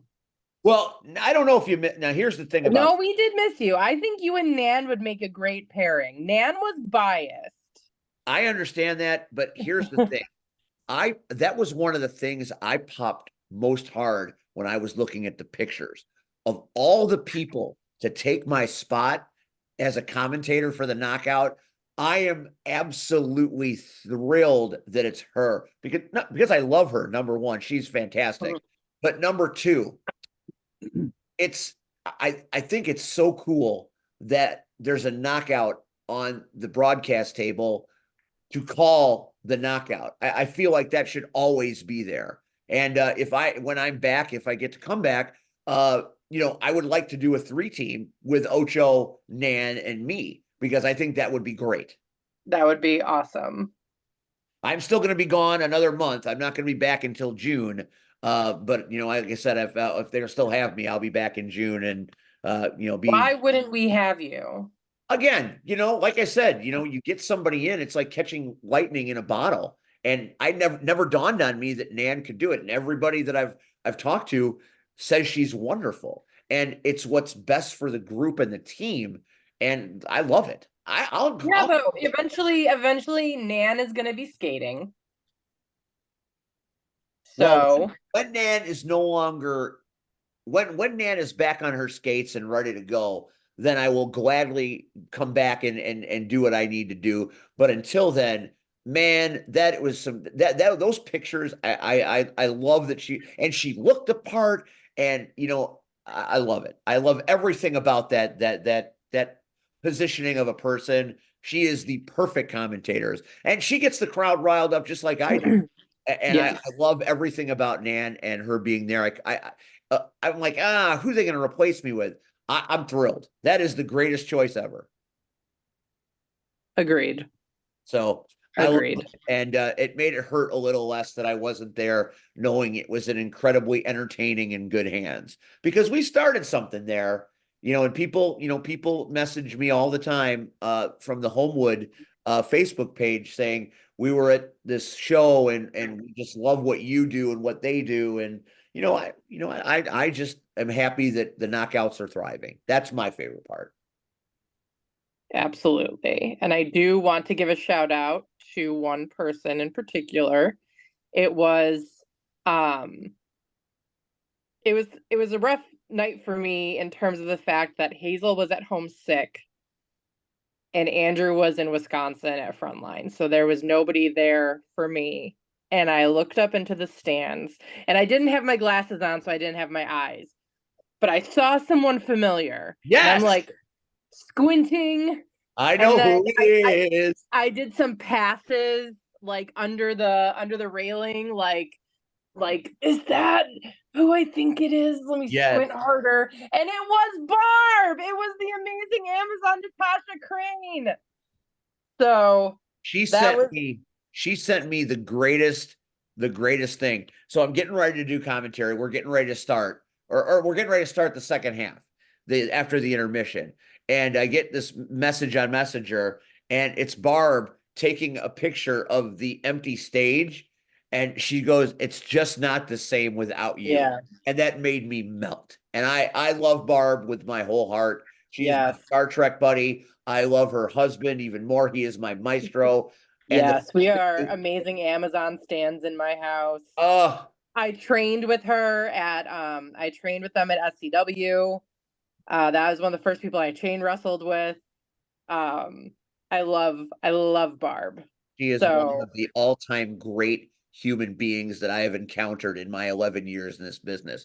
She's one of the people that even after my day in wrestling is done, I will still call her friend, and I'm going to go travel to Baltimore or wherever they live in Maryland to visit them, when they're there, because that's how much fun they are, and that's how much they mean to me.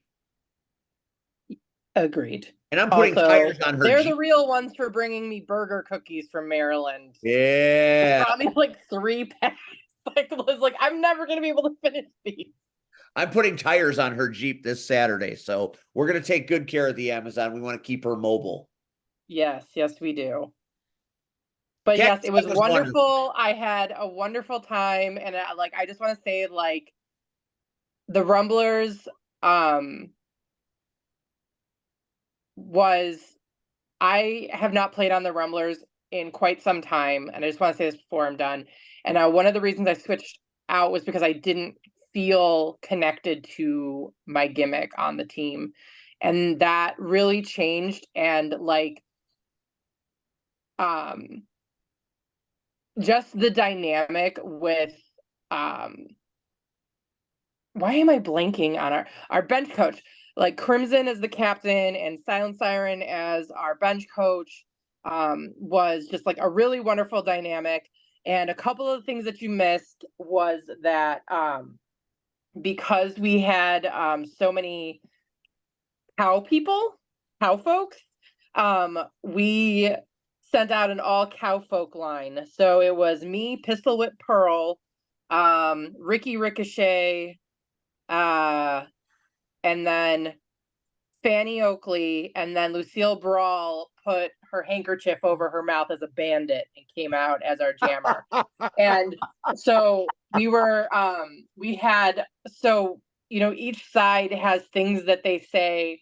They'll yell to their team to let them know, run it means like when you're running, it means you're going as fast as you can so the opposing jammer doesn't catch up and make a point out of you. Hold, if you're holding, it means you want to slow down so that your jammer can catch up to the pack without working too hard. And so we were using horse language. So we were yelling ho and get at all the practices. But at the day of the game, what we used was a train whistle and a cowbell to get our message across. I gotta have more cowbell. Yeah, there was definitely a lot of cowbell and a lot. Now, if I was there doing commentary, I would have made that joke all night long. Yeah, and as you know, I'm a very loud person. when I want to be. And so a lot of the sidelines, because the train whistle was great until the crowd started going. So when they were trying to blow the whistle and no one could hear it, I was just, go on, get onto the track. So it was a lot. It was a lot of fun. I don't know. Maybe I need to switch allegiances again. We'll see. So, so you've got your Cactus Rack on the Rumblers. You've got Sedusa on the Haunters. You've got Russian Blue on the Comic Book Crushers. Now we need to find something for you to do on the Punishers. I do have a Punishers. Which one is that? Roxy Rage. Oh, that's right, Roxy. So you've got all the colors covered. So there should never be a bout that you miss. Exactly. If you stay ready, you don't have to get ready. That's it. Speaking of bouts, the next one I believe is May 18th. Who's fighting? May 18th. It is. I'm in trouble here. May 18th is the Crushers versus the Haunters. Oh shit! And where are you going? Those are both my main team. And those are my main. Like Crushers is my main, Haunters is my secondary. So you gotta go. And I'm just gonna say that the green team, some people from the green team may have made me some offers I may not be able to refuse. Oh, I may be being actively poached as we speak. We'll see. Oh shit. We'll see. Save the date, May 18th. I said it at the after party. I was like, it took me until I was 36 years old for people to want me. They're fighting over me. And what you don't know is we've wanted you all along. Yeah, but if you'd seen how I fucking played on Saturday, you would have known. Yeah, sure. Rub it in. Hey, it was streamed on Twitch. It was streamed on TikTok. You could have popped in. You could have popped your little nose in. I was very busy. I did hear that Frontline lost power. Although I think that was towards the end. I had already left, started the journey home. As a matter of fact, I was just driving out of the parking lot when the power went out. Yeah. Yeah, I heard like it was like right. So the show I think ended shortly after my show began. Yes. And then Andrew had let me know that the power went out so they were putting everything away in the dark. And I got back to the I was driving Jamie home and we were making great time and I'm thinking to myself, I might be able to make the last 10 minutes of this bout, but then traffic hit on 95th. Of course. Of course. Oh, 95th is always going to get you. I grew up on 95th and love it. So it was in my 95th mind. 95th is always a mess, especially if you hit 95th and Western, a mess. It was in my mind to make an appearance, but it just didn't work out. That's okay. That's okay. We missed you. I know you gotta go. I appreciate you sticking with us. Yeah, no, I'm very tired and I'm suffering from burnout and I'm trying not to ditch the podcast like I had to last year. So I'm parsing myself out as I can right now. Well, I appreciate you coming in. It means more to me than you'll know. And I understand burnout. Believe me, I do. So go get some rest, make yourself right, and we'll look forward to seeing you next week. All right. I love you all. Bye, girl. Red is gone, so Steve, you have to blow the kiss to him when he comes back. I will blow him a kiss as soon as he returns. I'm right here. All right. Okay, blowing kisses. Mwah, mwah, mwah, mwah. Mwah. All right. I love you all. Good night. Bye, Rachel. All right, that is our favorite knockout. Rachel, Cactus Rex, Sedusa, Roxy Rage, Russian Blue, whatever you want to call her. All right, so let's go through Frontline real quick, and then we'll talk a little bit about IPW this weekend.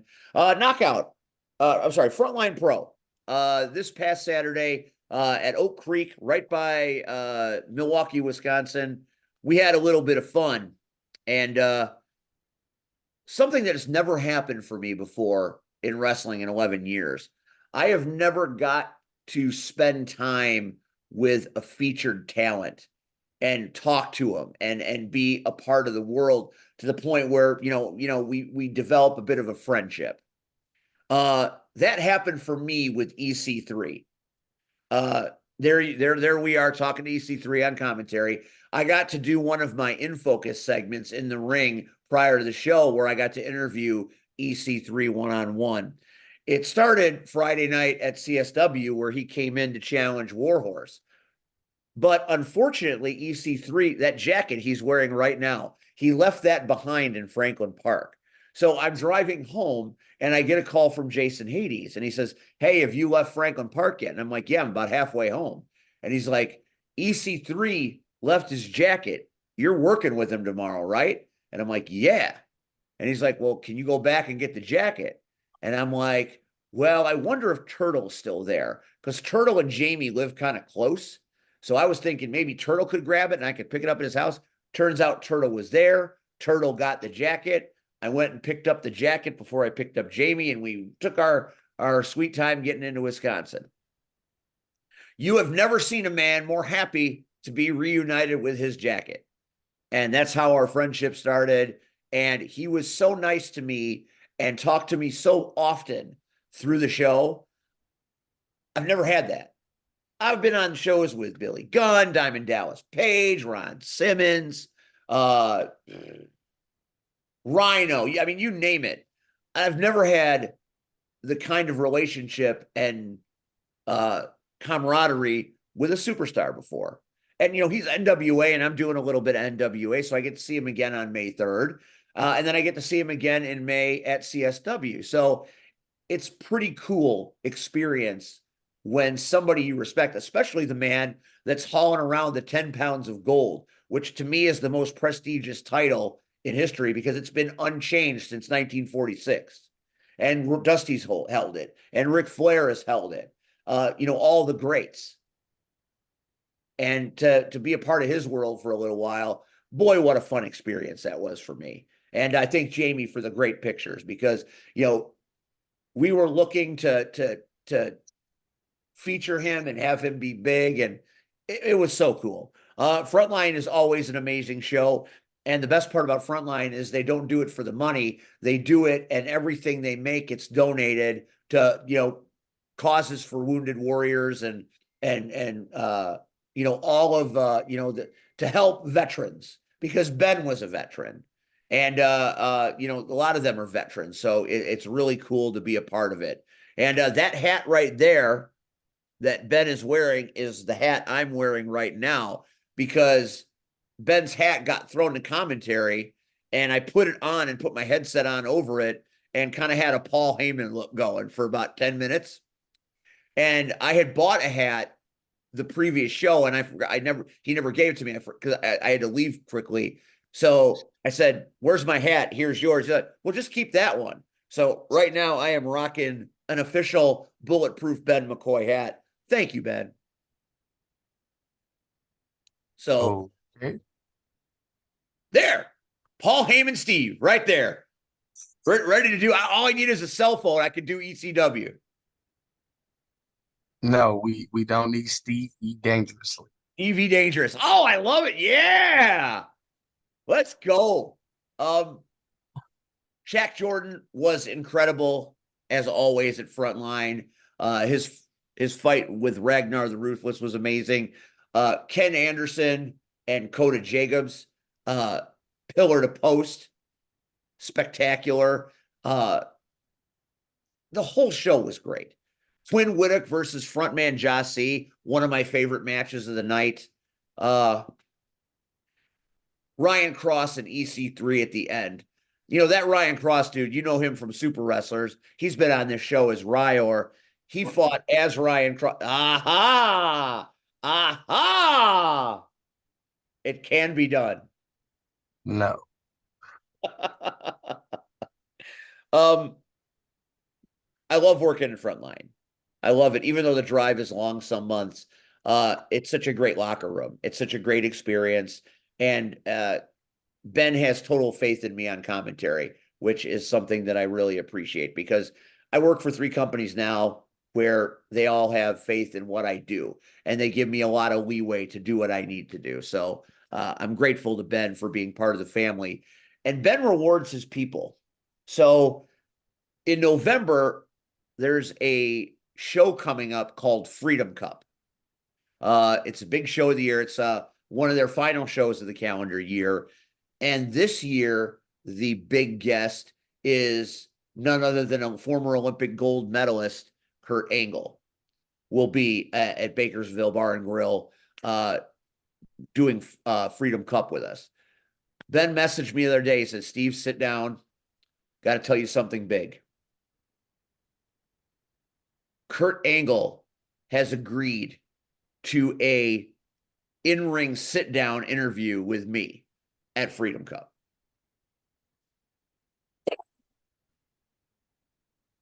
It's true. It's damn true. I wasn't even sure I was going to be able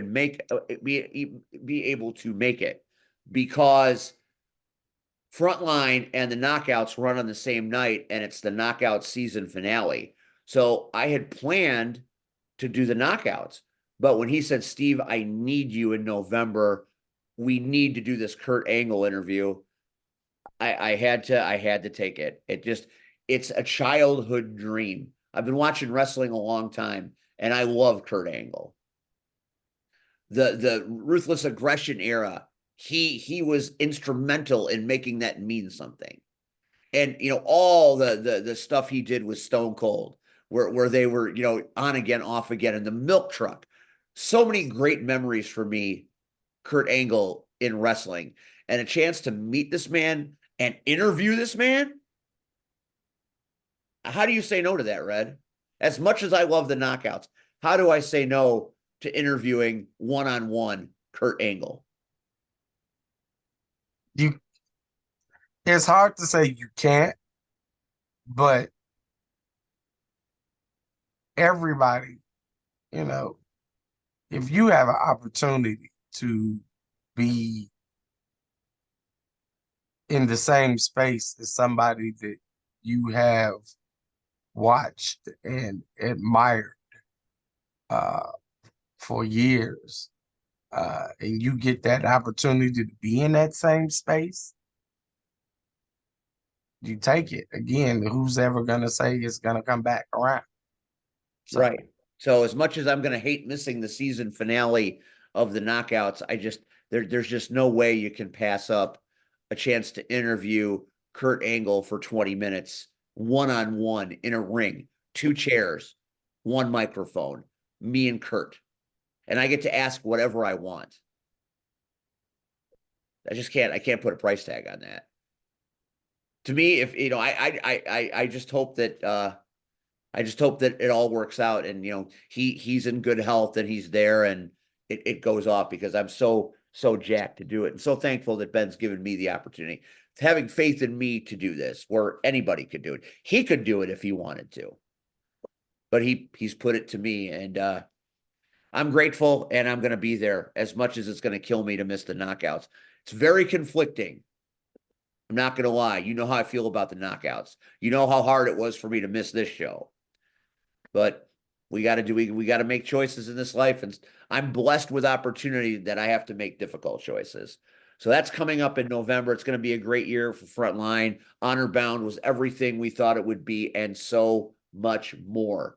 Paragon, your nephew, lost his belt to the young man. I seen. He'll get it back. All right, so that's coming up in the future. Let's talk about the here and now before we go off the air. This Sunday, in a late start, IPW returns for charity. So let's see that graphic. The Homer Heat 11U baseball team. We're going to raise some money. Red, are you coming down to this? I doubt it. What? I get it, but I was hoping you were going to be there to keep me from doing stupid things, because now I got this Gustavo motherfucker that's talking a lot of shit.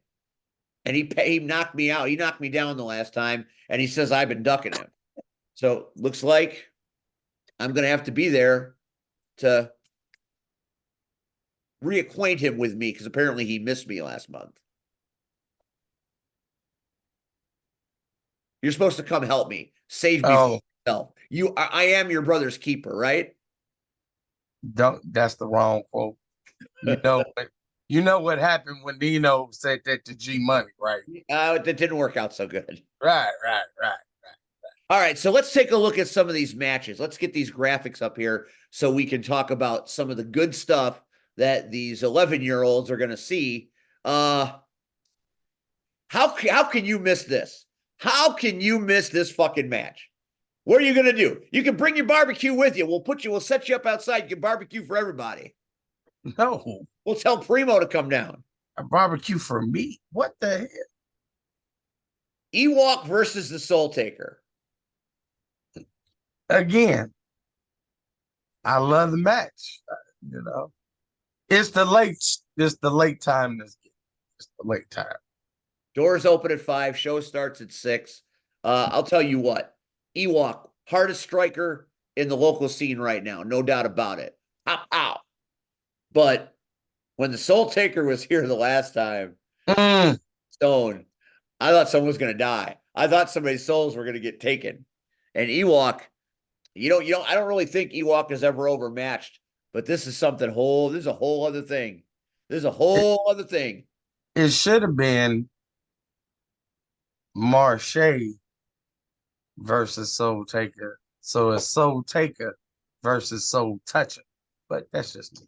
Well, you have to talk to the tribal liaison on that one. If you're unhappy with the pairing, you'll have to have him put in a grievance with the management team that runs IPW. What else we got at IPW? What other matches? I know there are more.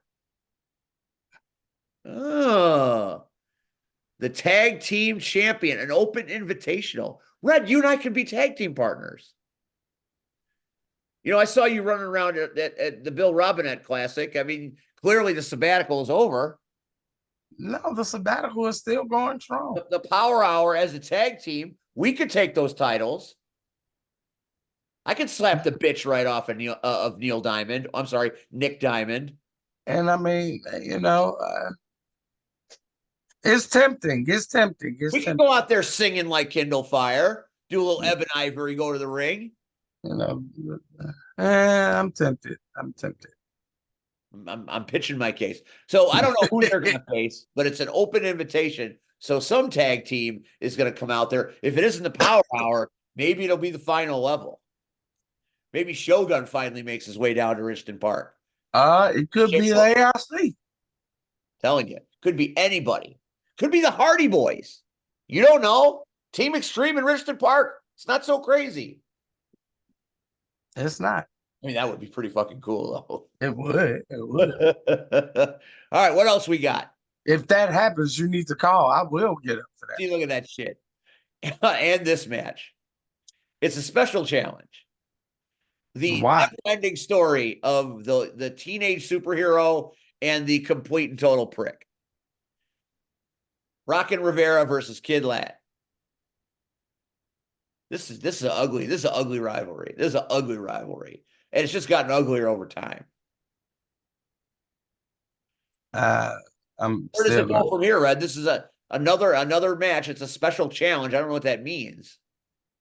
Oh, tribal liaison. What does special challenge mean? Maybe if I hold the one up long enough, you'll answer. He might not even be around. And no. All right, so that's pretty cool. Are there any other matches? I thought there were only 3. No, isn't D'Angelo Steele doing something? Oh, it's the league gauntlet. The winner faces Damian Gray for the league championship. Maybe I can be one of those question marks. And maybe I can find Gustavo as another question mark. And maybe I can do everything in my power not to win a shot at Mr. Gray, but to keep Gustavo from doing something else because I am that kind of prick. I ain't got nothing to do. I'm gonna be there I'll be there taking motherfucking tickets anyway. True. So that's your card. It's a later start, but it's worth the wait. Have a little dinner, come on out, enjoy the show, enjoy the veterans, have some spirits. It's a good time. It's a good time. So that is this Sunday, April the 28th, 2024. Doors at 5. Show starts at 6. IPW, it's fun. Next week on this show, Oh, the goose is already out of the oven. It is the return of the LIM. They announced it before I announced it, but I feel like it was worth announcing because, I feel like we had a hand in helping the LIM gravitate to something bigger and better. And it's nice to have them back on the show, especially since they're hosting Fan Access on May the 4th be with you at Kicks on 66. So, it's great to have the LIM back and go full circle. what say you, Pax? Come on, Pax, you're coming on the show. Oh wait, I'm gonna be back on the Power Hour. Oh wait, I'm already on the Power Hour, but I'll be back. The LIM are back. You put out the damn announcement already. Oh, that's right.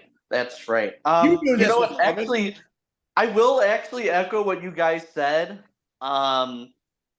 Us being on the Power Hour back in, was that January last year? Yeah.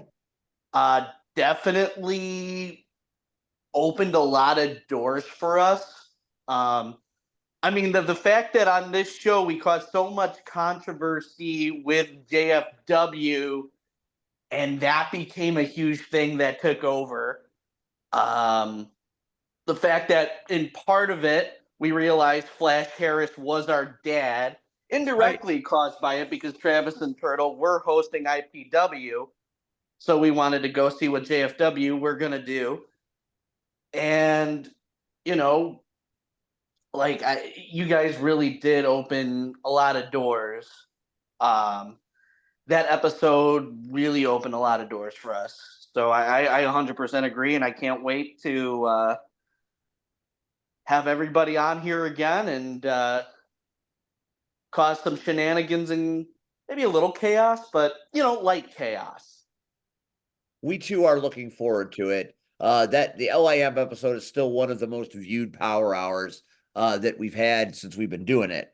So it's a testament to your entertainment value. And you've heard people tell you, Pat, how valuable you are.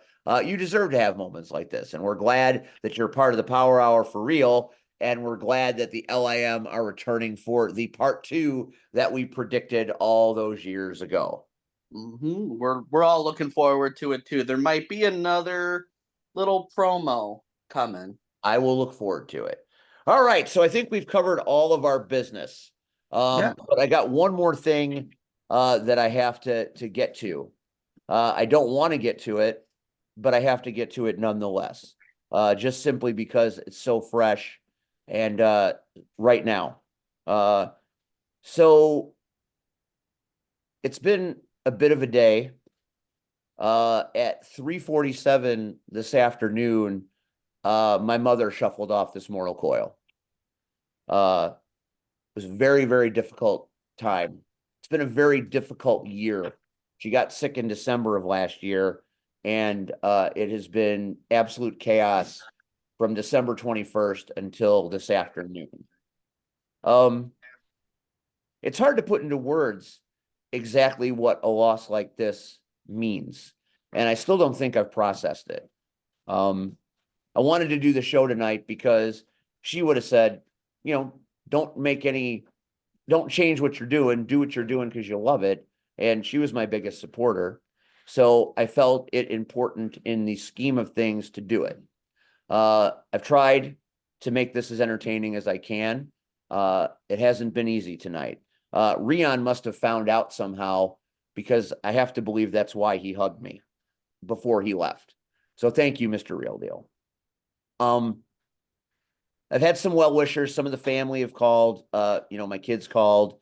So, a lot of people, reaching out during this difficult time. And, it will set in, and emotion will hit me probably when I least expect it. They bring you into this world, moms, right?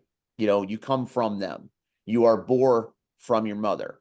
So, us as dads, Red, you're a dad. you know, we can be the greatest dads in the world, but the relationship with your mom is different because that's where you came from. And while dad's out working, mom oftentimes is what's teaching you right from wrong. Now, I don't want the hate of dad saying, what do you mean? It's not what I'm saying. Stay in the moment. Okay. Understand what's going on here and try not to litter the world with bullshit. Okay. You come from your mother. Your mother does everything for you rather than herself over your entire life. And my mom never stopped living for me my entire 53 years on this planet. Even at the end, she was worried about me. And, she is one of those people that the world's a little dimmer without her. I'm a little dimmer without her. And like I said, I don't think I've processed it properly yet. That will come in time. But it's tough. And we knew it was coming, so it wasn't a surprise death. It has been coming for a while now. But I was with her last night, and we kind of had a feeling that it was happening. So we said our goodbyes. And when that call came in, it didn't make it hurt any less that we knew it was coming. My biggest fan, my greatest resource, my biggest advocate is no longer with me. And that's tough.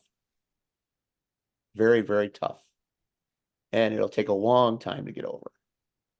Maybe never. You don't know. But on the other hand, I can celebrate what I've learned, and I can celebrate what she meant. And even in her dying, she was bringing our family together. So if that's not the way to live a life, then I don't know what is. She taught me things right up until the end. And I'll for always be grateful. These last few months, my wife has really been spectacular helping me with this. I'll never be able to repay that.